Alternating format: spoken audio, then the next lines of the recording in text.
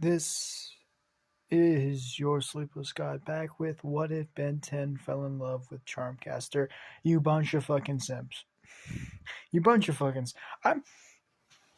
You're simping. I'm sorry. I do some. I'm like, oh, like what if Naruto had the memories of the dead? It's pretty interesting. What if Medusa adopted a child? That's all. Yeah, the relationship one gets the most views. You motherfuckers. I don't care that much. You guys are beautiful people, anyways. But last time we left off, we kind of talked about how did Ben and Charmcaster, or her real name, Hope, get into the relationship itself, and how did they actually, build it up to that point. Going into that, we also talked about how different Ben 10 is from the show into this universe. Ben 10 now is less cocky, he's more actually stressed, and he actually works a lot more. He puts a lot more hours in, and he actually does stuff where he doesn't sleep. He just gets to the point where he's just mentally exhausted. That realization of him knowing that he's going to be just working on all the time, and him not going to be healthy for a relationship. That's why he broke up with his first girlfriend, Julie. And Julie was already going for a chess tournament. Not chess. Chess, yes. A tennis tournament, and she was trying to be the best of the best. So Ben could never step into that life.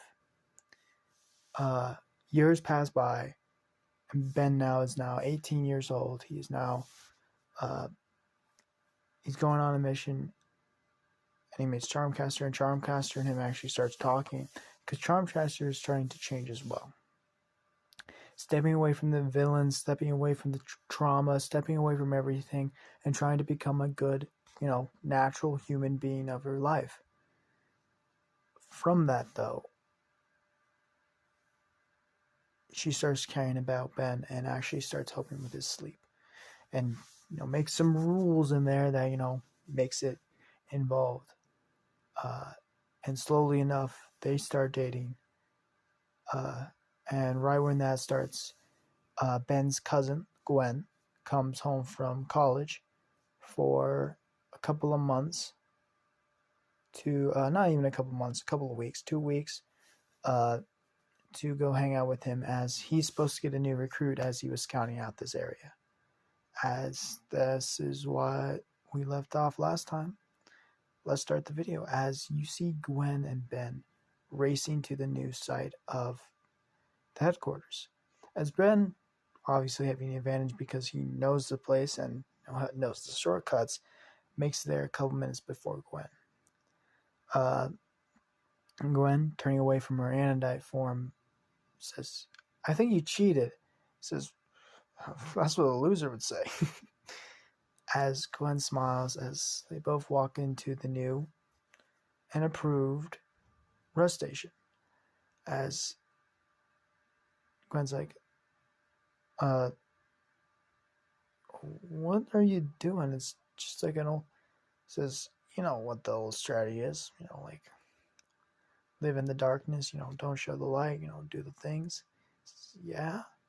Says, as he opens the bathroom door, he's like, Gwen's like, I'm not getting it. It's like, okay, come on. Okay, so they both hop in as he pulls a little bit of a leather as he goes down to shoot, as Gwen's like, wow, I didn't even know this was going on. Yeah, not as cool as Undertown, but as it goes.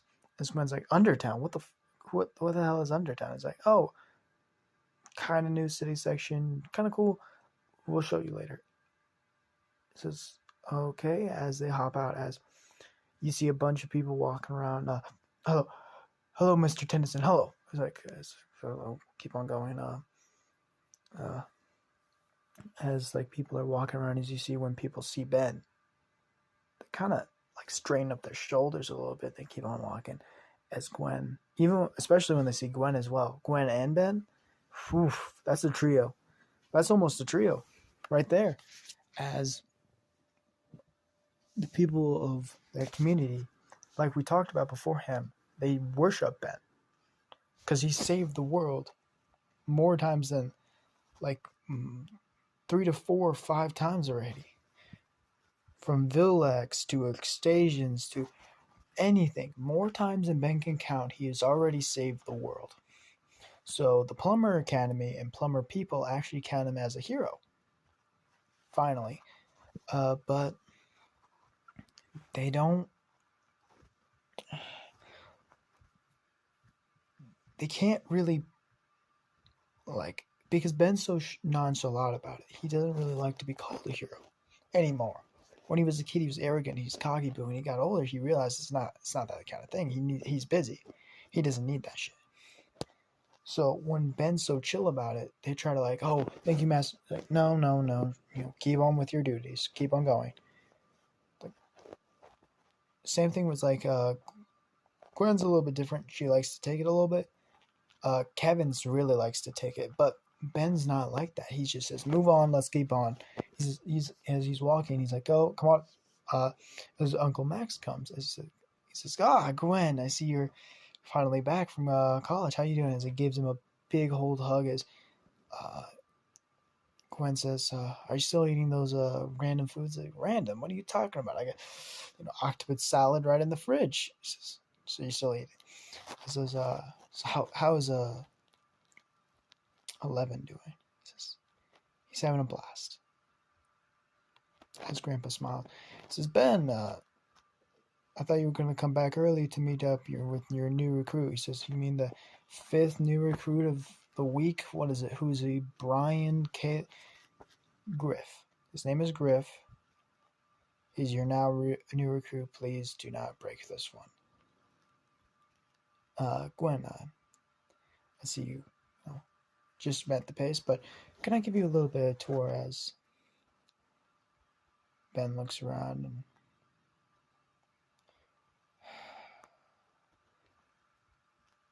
hears footsteps. Light. Gun on holster. Perfectly controlled. New and preferred. Suit. Perfect. Style. Perfect. Casualty members. He's actually like studying the person right walking behind him as he says, "Hello, Mr. Tennyson." As he looks over as he sees Griff. Blue skinned, a little bit of tattoos, perfectly out of the academy, new recruit. As he says, he smiles a little bit, shrinking his shoulders, because the other couple of kids that he got was different. They were not straight out of the academy. They've been in missions. They did stuff. They don't like Ben's style because Ben is sometimes just blast in and do what they want and get the job done with, and sometimes he's overcautious. It's two mixtures of both chemicals. He says, "So, you were my new recruit." "Yeah, well," as he looks over at the mission board, "there's something new now. Mission boards. Mission boards are dangerous criminals that have been seen, that will like to be that need to be captured, will be on the mission board.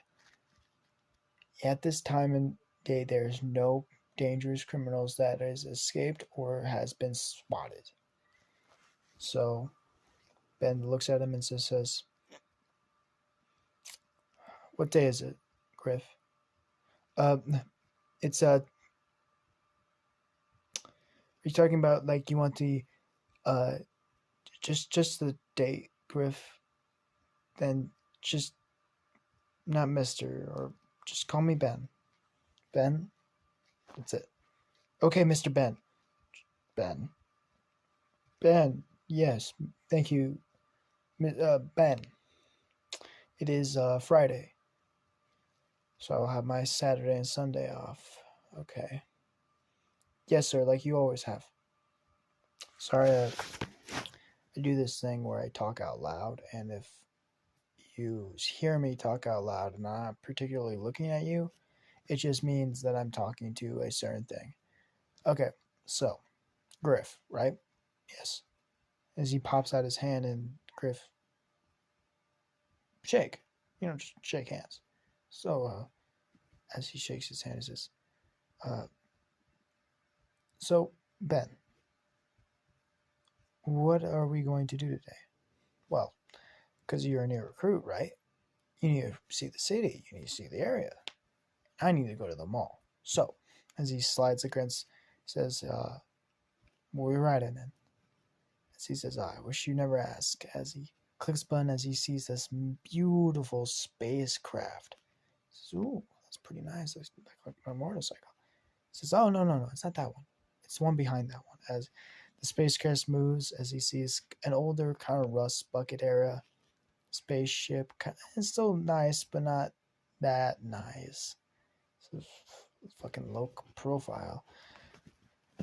You're driving, right? He walks like, yes. As Griff walks up, opens the car door, and starts the vehicle as they start driving to the shop. As Ben is thinking right now, particularly about because there's no mission reports. Mission reports are the most important thing. He's sitting up on the car and he looks over at Griff and he says, "You got questions, don't you?" He says, "Yes, Ben. Go ahead. I will give you 3 questions each day, and I'll answer them to the best of my ability." How many times have you defeated Vilgax? 8, 9, 10 times roughly. Kid, I think I defeated him 3 or 4 times. Changers 3 times, and maybe 3 more other times I defeated him randomly, just as a past and future thing, Bajiggy. The Omnitrix is very special to you, but does it have an ultimate feature? Are you talking about that? No, it does not has an ultimate feature. Not like my Ultimatrix. It's different altogether. And Alien X. Alien X is completely off limits to everyone to ever use it. I will never use Alien X if the scenario doesn't need it. So it's real? Yes, it's real. Of course it's fucking real. What are you talking about? Can I see it? No, like I said, it's like very particularly when I'm going to use this thing. It's not a small little thing I can do. It's just one thing. It's not like a small person. You don't do Alien X because of small problems. You do small Alien X because of big problems. So it doesn't exist. It's just Griff. Just drive. As Griff's like, so you're saying I should have not. It's a figure of speech, Griff.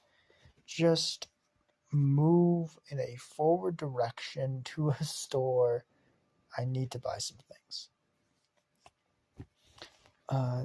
Manager Tennyson, as this is when they're actually in the store right now, says yes. As he's picking out items, he actually grabs a bouquet of flowers, particularly a greenish kind of flowers to it, with a little bit of white in it. And he says, "Why did you pick up flowers? Particular occasion." He looks down, he's looking around, he says, "That one." He grabs it, puts it into the basket. And why are you grabbing all these vegetables / meat ordinance? So you have a special someone, don't you? Oh, like family. Yes, absolutely. I have a lot of special families. Figure of speech again. Special someone. Person has special someone in as he grabs a couple more onions, and special someone for us is someone that we actually enjoyed going out with and hanging out with and dating. A girlfriend. Oh yes, I know of the English term of girlfriend. In our culture, particularly because I went into the academy, I did not get one, or not yet. I see, but we do a traditional thing every uh, time we have a year of us doing the dating. You get me here, Griff? Oh yes, I get you, sir. So a year of dating, we do a celebration. You know, last year my girlfriend did a uh, did cooked me a beautiful meal, one of her favorites, one of my favorites particularly.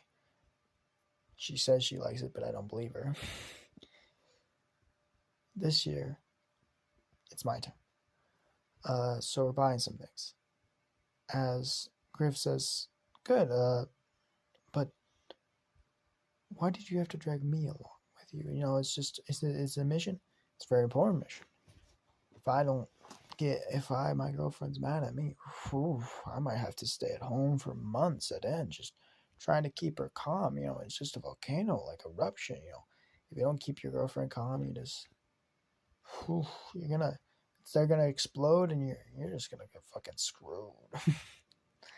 As Ben's joking with him, but Griffin is like actually writing this down, just like, oh yes, his girlfriend doesn't explode. Listen, well, tradition. As he hops up to one of the counters, says, "Okay, can you please ring this up, old man?" He says, "God damn it, Ben, Ben, why do you keep on coming to the store? I've outlawed you 8 times from the store. You've destroyed it 8 times. That's a lot. Destroyed it 9 times.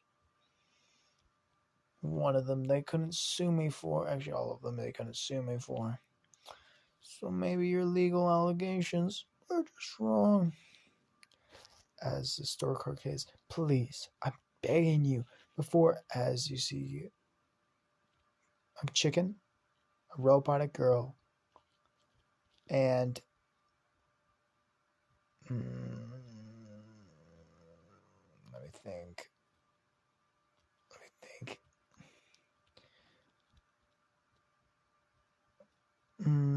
A kind of fish-looking thing in a metal container. As he says, "Gosh dang." Ben looks over. He says, "Dang, I'm sorry about your store." As he looks over, he says, "We could do this quietly, or we can do this nicely. You three are all three wanted for breaking out of prison, uh, Grand Theft Auto, and also theft." As Brooke, pulls out his gun and he says, "Sir, are these guys the enemies?" He says, "Yes, but try to be safe as physically possible."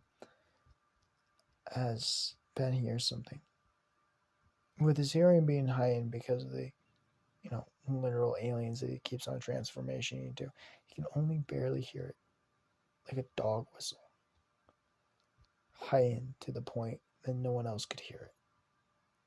So he opens his eyes as he sees a fist coming at his face as he punches him, flying back, hitting the cans and destroying the cans. He says, like I said, your shop is not going to be in pieces after this. As he stands up, he says, let's do this. As this is where we're going to end it off today.